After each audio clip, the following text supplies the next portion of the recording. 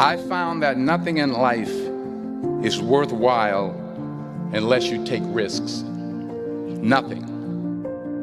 Nelson Mandela said, "There is no passion to be found playing small and settling for a life that's less than the one you're capable of living." Now, I'm sure in your experiences in school and applying to college and picking your major and deciding what you want to do with life, I'm sure people have told you to make sure you have something to fall back on. Make sure you got something to fall back on, honey. But I never understood that concept, having something to fall back on. If I'm going to fall, I don't want to fall back on anything. I want to fall forward. I figure at least this way I'll see what I'm going to hit. Without consistency, you'll never finish. So do what you feel passionate about. Take chances. Don't be afraid to fail. There's an old IQ test, was 9 dots, and you had to draw 5 lines with a pencil within these 9 dots without lifting the pencil. The only way to do it was to go outside the box. Don't be afraid to think outside the box. Don't be afraid to fail big, to dream big. But remember, dreams without goals are just dreams. Reggie Jackson struck out 2,600 times in his career, the most in the history of baseball.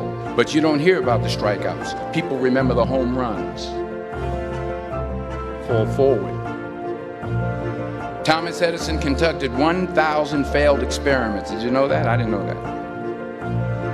Because the 1,001st was the light bulb. Fall forward. Every failed experiment is one step closer to success. You've got to take risks, and I'm sure you've probably heard that before, but I want to talk to you about why that's so important. You will fail at some point in your life. Accept it. You will lose. You will embarrass yourself. You will suck at something. There's no doubt about it. In the acting business, you fail all the time. Early on in my career, I auditioned for a part in a Broadway musical. Perfect role for me, I thought, except for the fact that I can't sing. I didn't get the job.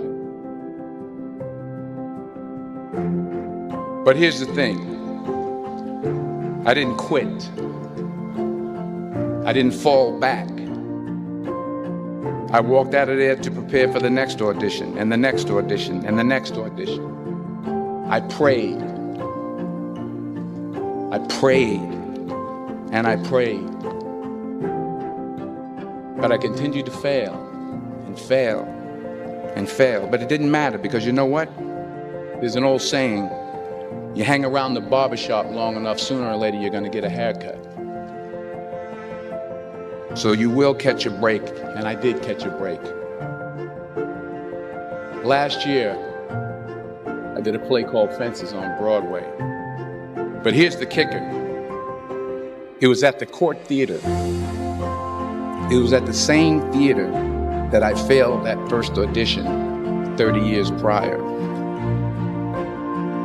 If you don't fail, you're not even trying. I'll say it again. If you don't fail, you're not even trying.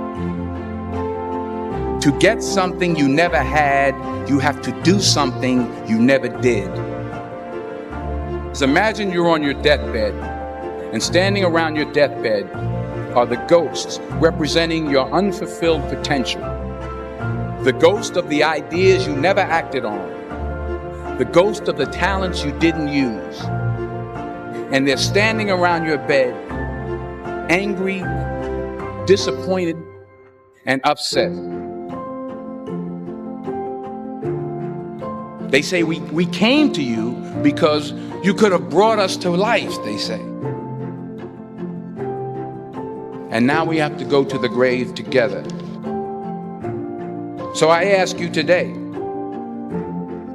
How many ghosts are going to be around your bed when your time comes? I just got back from South Africa. It's a beautiful country, but there are places there with terrible poverty that need help.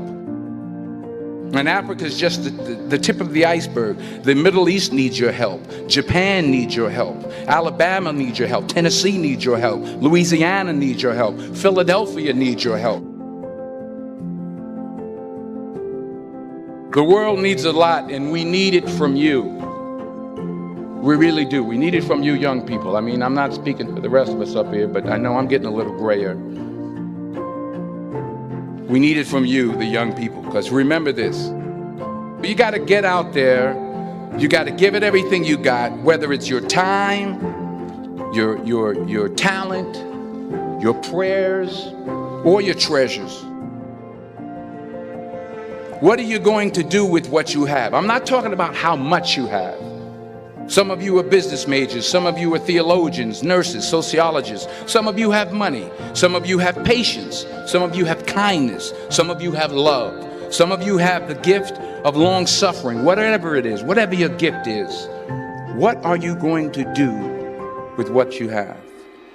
All right, now here's my last point about failure. Sometimes it's the best way to figure out where you're going.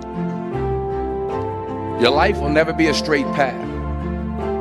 I began at Fordham University as a pre-med student. I took a course called cardiac morphogenesis. I couldn't read it, I couldn't say it, I sure couldn't pass it. So then I decided to go into pre-law, then journalism.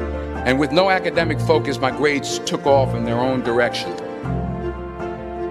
I was a 1.8 GPA. And the university very politely suggested that it might be better to take some time off. I was 20 years old. I was at my lowest point. And then one day, and I remember the exact day, March 27th, 1975, I was helping my mother in her beauty shop. My mother owned a beauty shop up in Mount Vernon. And there was this older woman who was considered one of the elders in the town. And I didn't know her personally, but I was looking in the mirror, and every time I looked at the mirror, I could see her behind me, and she was staring at me. She just kept looking at me. Every time I looked at her, she kept giving me these strange looks. So she finally took the dryer off her head and she said something I'll never forget.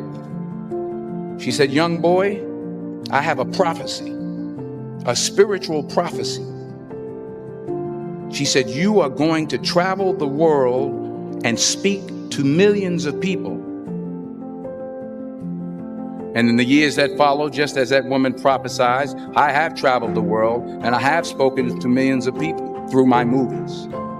Millions who up till this day couldn't see me, who up till this day I couldn't see while I was talking to them, and they couldn't see me, they could only see the movie.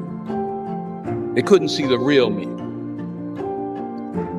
But I see you today, and I'm encouraged by what I see.